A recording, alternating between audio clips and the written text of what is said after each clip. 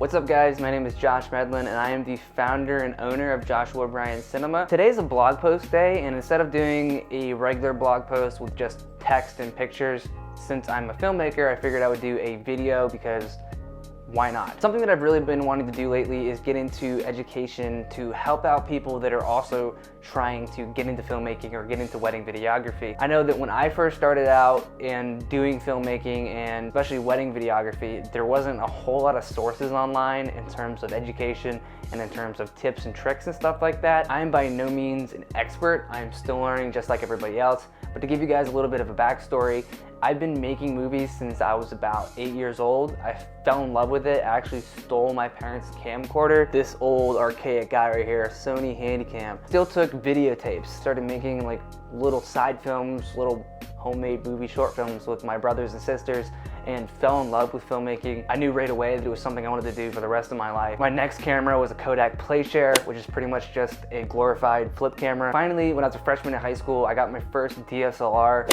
which was mind-blowing to me. And just last year, I got my first cinema camera, which is a Canon C100 Mark II, and that is what I'm shooting on right now. So for my first video in this educational series, I wanted to share with you guys something that I really wondered a lot about when I first started making films. It seemed elusive to me and I couldn't really find anywhere on the internet that would tell me exactly how to achieve what I was looking for. I figured I would sit down and give you guys my opinion and my perspective for the 12 plus years that I've been making movies, and that topic is achieving the cinematic or film look in your videos. And just to keep things simple, I broke it down into 3 tips that you can follow to help you achieve that cinematic and film look in your very own videos. So starting off, one of the more obvious things that I found over the years, although it didn't seem that obvious to me at first, is lenses. They play a huge role. At first I thought it was all about the camera. I needed this nice camera. If I didn't have the nice camera, that I couldn't make anything good or worth watching, and that's just not true. I got some really great results and some really great films made on my Canon T4i, which was my first DSLR.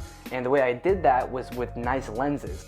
At first, I'll be honest, what I thought would help me create the cinematic and film look is to get a really long lens, like one of the kit lenses, the zoom lenses, zoom all the way in and then rack focus a bunch of times, because that's what I thought they did in the movies. I couldn't have been more wrong. It's when I started dating a photographer, my now fiance Erica, that I realized what you actually have to do to get the look that I was trying to achieve. And that, my friends, is where prime lenses come in. Prime lenses are probably my favorite type of lenses to shoot with, and the main reason that I love prime lenses is because they have a really low f-stop. To explain f-stop in kind of a broad sweeping sense, an f-stop is your aperture. An aperture is a little eye looking thing in the center of your lens, and basically the lower the f-stop is, the lower that number is on the side of the lens, the wider open your aperture will go, and that will give you bokeh, which is the cool blown out depth of field look that you see and associate with a lot of films. And that's the main thing that I was trying to go after and I couldn't figure out how to get, and once I was introduced to prime lenses, the Nifty 50 to be exact, that's when my mind was opened up to all these new possibilities. So again, basically, the lower the f-stop is on a lens, wider open it can go, and that means you can get more bokeh, more depth of field. Add a disclaimer though, that more depth of field isn't always good. When I got my first prime lens, which was a 50mm 1.8, I was blown away. I was like, oh, I don't have to have a huge long kit lens to get the look that I was looking for. And I immediately just started opening up the aperture on every single shot. Had to do a wider shot, and some people weren't in focus because I had the aperture cranked all the way open. I would say you need to be intentional about when you use the aperture and how low you go when you're using the aperture that wide. That's something that I definitely didn't know how to control at first, and I would say a big part of filmmaking is learning how to do things tastefully in order to add towards the story, because the story is ultimately what we're aiming for. So yeah, prime lenses are my favorite type of lenses, and I will show you guys a few of them right now. First off, we have the Sigma 35mm 1.4. This lens is my all-time favorite because when I've rented other lenses that do zoom and stuff, I always end up at the 35mm focal length. That's just what I like and what I find aesthetically pleasing. 35mm at a 1.4 isn't too blown out, but it's still romantic and kind of whimsical. and that's kind of the style of my films, especially my wedding films. Another great Sigma lens is the 18 to 35 millimeter 1.8. It's another Art Series lens. The Art Series lens seriously kill it because they're more sharp than L Series Canon glass, usually a fraction of the price. Another one that I end up using a lot for more romantic and portrait style stuff, usually during the wedding day when the photographer is doing the sunset portraits and stuff, 50 millimeter 1.2 by Canon. Notice that is an extremely low f-stop, which means I can open it wide open and get a lot of that bokeh and a lot of that romantic look that I really try to aim for in my films. Then there's the 85 millimeter 1.2. It's an L series lens made by Canon, and that one is insane. I use it a lot at ceremonies, not all the way open because you can't see people's faces, kind of one big blur and blob. Another great one for portraits and stuff, especially if you're a photographer, you get some really buttery smooth background bokeh and depth of field. Finally, the lens that I use the most during ceremonies when I'm locked down on a tripod sitting in the back is actually the 100 millimeter macro 2.8 by Canon. And the reason why I use that is because I don't have to have a 70 by 200 in a macro. I can use the macro for longer shots, which a lot of people don't use, but it works great for. And you can also use it for detail stuff, like getting ring shots, really close-up detail shots during the day. So it really works great as a versatile lens. And as you guys know, by looking at these lenses, they're expensive, and I can't afford to have all of them. So while lenses might be a huge part to what you do in making a great film, it's not the only thing. And like I said earlier, it's easy to get obsessed with bokeh and low f-stops and making things look buttery and smooth, and that's not always applicable. You need to learn how to tastefully add that in there. And that kind of transfers a little bit over into my next tip, because you have to use these tastefully too, and that's camera movement. Camera movements are a big thing because when I first started, I had like a little shoulder rig. My very first ones before I was doing it professionally were made out of PVC pipe. You can get camera movements in a number of ways, especially on wedding days. You can use gimbals, you can do tilts and pans. I do a lot of those because personally I like those better. I also don't have a gimbal. And when I first started, I used a lot of slider movements. There's a lot of different ways to get in movement and carry the story along. I see a lot of people doing this, and I'm guilty of doing it when I first started and I first got a slider. You can't make every single shot one type of movement. For example, I can't have every shot a drone shot. I can't have every single shot a gimbal shot. I can't have every shot being a slider shot. Like I said before in topic one, lenses having to do with story. Movements really have to do with story too.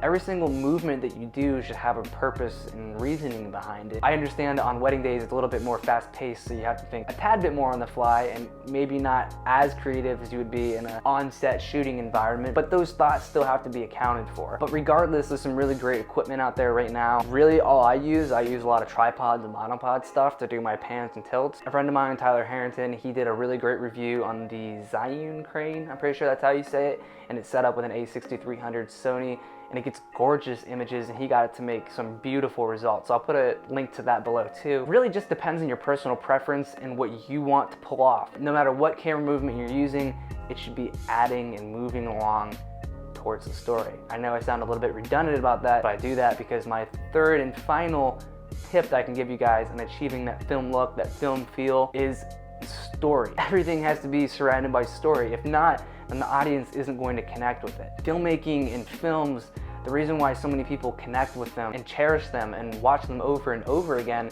is because there's something real and raw about filmmaking. And you can have the greatest camera, you can have 4K this, 4K that, you can have the best gimbal, you can have a Movi M10 on your wedding day, but if you don't tell a great story, ultimately it's not going to resonate with the audience, which is really all that matters with filmmaking. For example, I use a wide open 50 millimeter during the ceremony on the bride when she's reading her vows, because I want to blow everything out in the background and make people only focus on her. So they're only looking at the tears running down her face and focusing on her audio and focusing on her. When I'm doing establishing shots, when I'm opening up and I'm showing you the venue and I'm crank open to a wide aspect ratio and I'm on a wide lens, I do that because I want to make it feel like you're there and experiencing the wedding day. At the end of the day, my goal with my wedding films is to make people have an experience and feel an emotion. I want them to feel like they're walking up the patio to their venue. I want them to feel like they're standing there and looking at their husband as he reads them their vows. I want them to watch the video and be overwhelmed with emotion because their story is being retold again. And lastly, kind of like a little subtopic, kind of divulges a little bit, but not really, but it is worth noting, is audio. As I mentioned earlier when I was talking about the vowels, when you're adding audio in and stuff with your films, whether it's wedding video, whether it's corporate video, no matter what it might be, it can be a beautiful shot. You can shoot on an Arri Alexa or a Red. It doesn't matter how great and how gorgeous the image is or what stabilizer you're using and how good your editing is. If the audio isn't good, it's gonna take the audience out of it, because they're gonna be focusing on why does her speech sound hissy or sound like it's being muffled through a tin can. You don't want them focusing on that. You want them focusing on the story. You want them focusing on what you're trying to convey to them. So again, that adds back into storytelling. Maybe I should have made that a 4th point, but I wanted to keep it 3. Very abstract and conceptual when I talk.